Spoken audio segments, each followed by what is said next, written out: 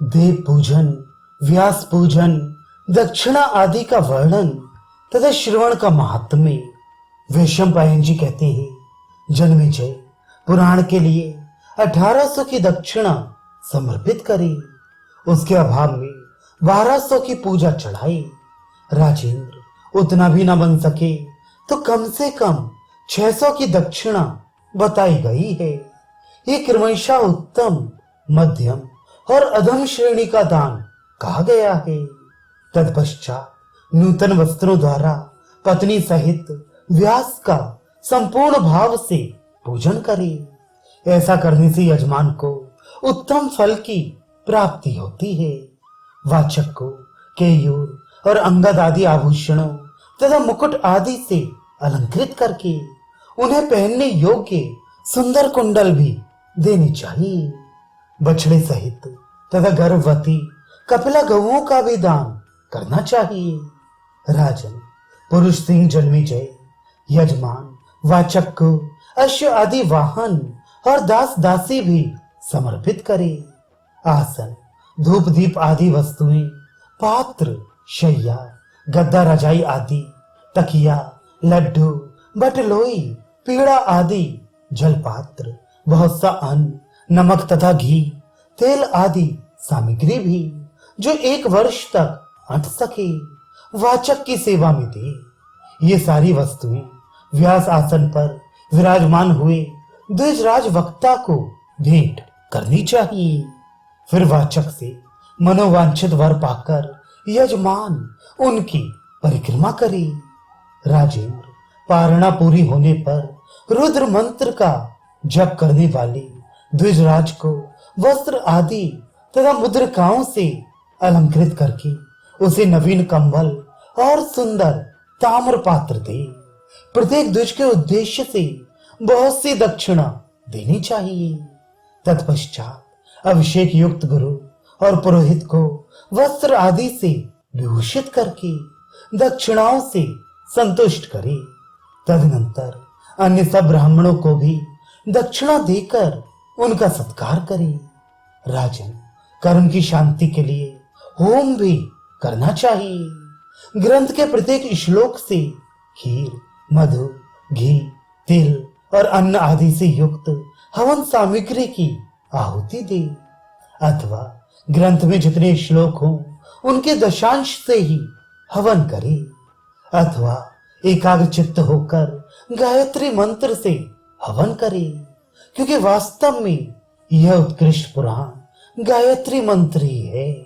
यदि होम कराने की शक्ति ना हो तो विद्वान पुरुष उसका फल प्राप्त करने के लिए ब्राह्मणों को कुछ स्वर्ण दान कर दे। तथा कर्म में जो नाना प्रकार की त्रुटियां रह गई हो या विधि में जो न्यूनता अथवा अधिकता हो गई हो, उन दोषों की शांति के लिए विष्णु सहस्त्र नाम का पाठ करें।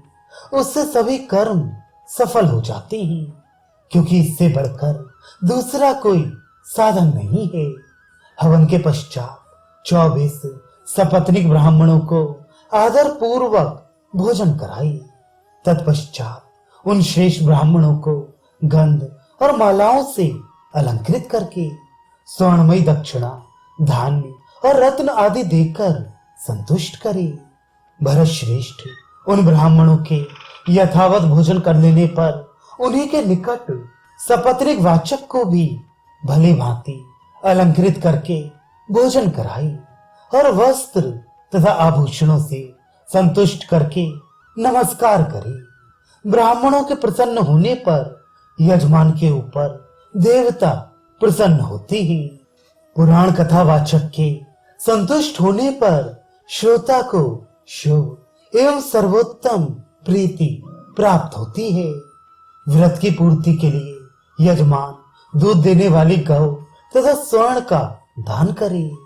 यदि शक्ति हो तो 3 पल सोने का एक सिंहासन बनवाकर उसके ऊपर सुंदर अक्षरों में लिखी हुई हरवंश की पोथी रखे और आवाहन आदि दक्षिणा सहित उपचारों से उसका पूजन करके वस्त्र, आभूषण और गंध आदि से पूजित हुए महात्मा आचार्य को वह पुस्तक दान कर दी। इस प्रकार दान करके उत्तम बुद्धि वाला विद्वान श्रोता संसार बंधन से मुक्त हो जाता है। नभा यज्ञ का यह विधान संपूर्ण पापों का निवारण करने वाला है। इसका इस प्रकार यथावत रूप से पालन करने पर यह हरवंश पुराण मनोवांछित फल प्रदान करता है तथा समस्त कामनाओं और पुरुषार्थों का साधक होता है। राजन भरत नंदन जो इस विधि से इस पुराण को समाप्त करता है, उसकी पत्नी एक ही महीने में गर्भ धारण कर लेती है। राजन जो इस विधि से व्यास की पूजा करता है तथा दान मान के द्वारा कथावाचक का सत्कार करता है, उसकी स्त्री अवश्य गर्भवती होती है। मैंने जो नाना प्रकार के भजन पूजन आदि बताए हैं, उन्हें करके नारी सूर्य तुल्य तेजस्वी पुत्र प्राप्त करती है तथा वंध्य नारी भी अवश्य गर्भ धारण कर लेती है, जैसा कि व्यास जी का वचन है। जो ब्राह्मण के रत्न का अपहरण करता है वह संतानहीन हो जाता है। उसके शरीर की शुद्धि के लिए महारुद्र मंत्र के जप आदि का विधान है। सूत जी कहते हैं, शौनक तदनंतर भरतवंशी राजा जन्मेजय ने भक्ति भाव एवं सत्य से युक्त श्रद्धापूर्ण एकाग्र चित्त से हरिवंश की कथा सुनकर अंत में दृढ़ निश्चय करके दम्भ और शठता अर्थात कंजूसी छोड़कर भक्ति पूर्वक वक्ता का पूजन किया। फिर वे बहुत सा दान करके व्यास का आशीर्वाद ले प्रसन्न मुख होकर अपनी पत्नी के साथ आनंद पूर्वक रहने लगे। वैशंपायन जी कहते हैं, जन्मेजय हरिवंश के श्रवण से पूर्व जन्म के पाप का नाश हो जाने पर यजमान की कुलवती पत्नी प्रथम ऋतु काल में ही गर्भ धारण कर लेती है अथवा दूसरे, तीसरे, चौथे, पांचवें, छठे, सातवें, आठवें, नवें या 10वें मास में उसे निश्चय ही गर्भ रह जाता है। वंध्या के गर्भ धारण का यह पवित्र लक्षण साक्षात व्यास जी ने कहा है।